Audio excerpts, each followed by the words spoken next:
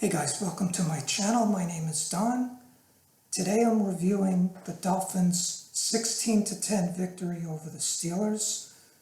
And there was a real nice touch at Hard Rock Stadium during the game. They were celebrating the 50th anniversary of the Dolphins' perfect season. This is one of the greatest milestones in any sports franchise. Okay, we went 17-0 that year. Back then I was 14 years old. I got to witness it. I was a Dolphin fan at the time. I started rooting for the Dolphins the year before when they lost in the Super Bowl to the Cowboys.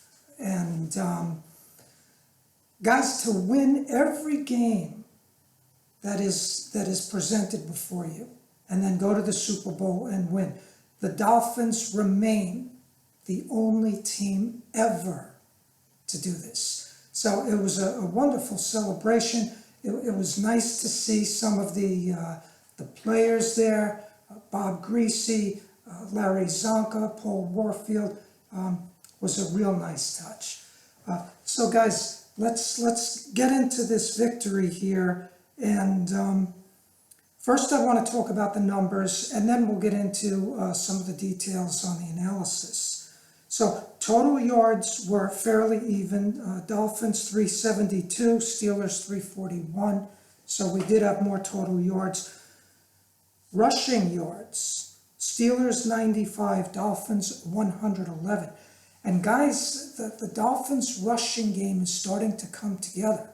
Okay, the offensive line coach is coaching these guys up. And Raheem Mostert is really starting to come into his own here. We're seeing a pattern here every day with these 10 and 12 yard runs of his early in the game, establishing the running game. And that's setting up the passing game, guys. So this is starting to come together.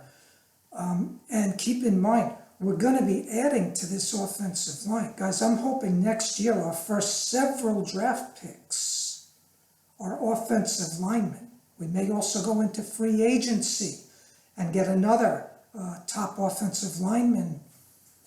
Our running game by next year is going to be a substantial force to be reckoned with. It's a force to be reckoned with now. Credit to Mike McDaniel, okay?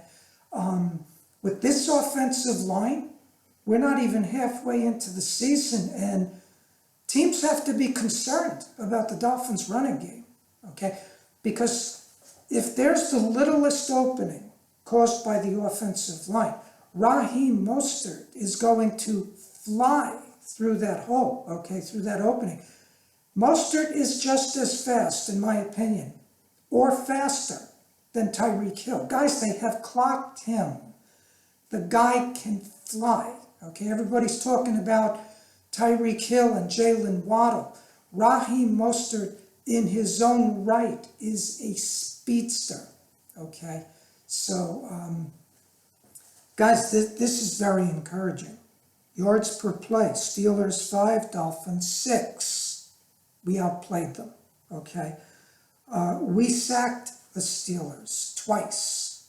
They did not sack Tua once, not at all, okay? Now, to his credit, Tua, as you saw, was getting rid of the ball very quickly, and this was impressive. He was getting rid of that ball in just a couple of seconds, and the receivers were getting open. Interceptions, Steelers threw 3. Dolphins didn't throw any, but guys, this was a problem, and I think it was because Tua was rusty. There were 4 passes that Tua threw that should have been picked off. I mean, they were thrown right to the defender. I don't know how they dropped the ball 4 times. Should have been 4 interceptions against the Dolphins, and that's why, guys, we did not win this game. The Steelers lost it. I mean, if I was a Steelers fan, I'd be going nuts. They should have had 4 interceptions. So guys, we got lucky there, okay? We really did. We stole the game. It was a wonderful first quarter to see Tua come out like that and in precision style pick apart the Steelers' defense in that first quarter. It was a thing of beauty. But after the first quarter, guys, we played a very sloppy game. To the credit of the Steelers' defense, they made the adjustments, they tightened up on us, but we hung in there, okay? Josh Boyer called a good game there. Our defense held them to 10 points. But guys, let's talk about the pros and cons here of what's going on with an overview, okay? So now we're 4-3. And to Mike McDaniel's credit, like I said, he's putting together quite a running game with an offensive line that still needs a lot of work. And guys, by the end of the season, let's see if we can coach these guys up. You know, we did get an addition to the offensive line. We picked up from the Seahawks, and we're doing what we have to do there. And I am very encouraged by this running game. So Mike McDaniel is bringing a lot of innovation. A couple of things Mike McDaniel did in this game that I found very disturbing, because I'm seeing a little bit of a pattern of it here. Okay. It was 4th down and 3 from the 15-yard line. Okay. And he went for the first down and did not get it. He did not try to kick the field goal. Guys, it would have been a 30-yard field goal, and it would have given us a 2-score lead. When he decided to go for it on 4th down, I thought, what in the world is this guy doing? You want the 2-score lead. We were ahead by 6 points. It was a chip shot of a field goal. It was less than an extra point. It would have given us a 9-point lead. So even if the Steelers got a touchdown and the 2-point conversion, they still would have needed another score. He elected not to do that and just handed the ball up the middle for no gain.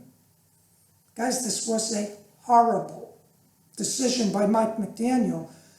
I believe it was about halfway into the third quarter. He did not recognize the importance of having a 2-score lead. Look, if there was a 50-yard field goal, I could understand. That is not automatic. Okay?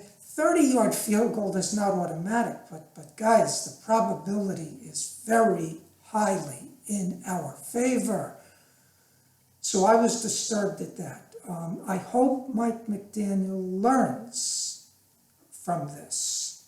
Another thing he did that really bothered me a lot, with 2.5 minutes left in the game, there was about 42 seconds left. There was about 2 minutes and 42 seconds left. The Steelers were out of timeouts.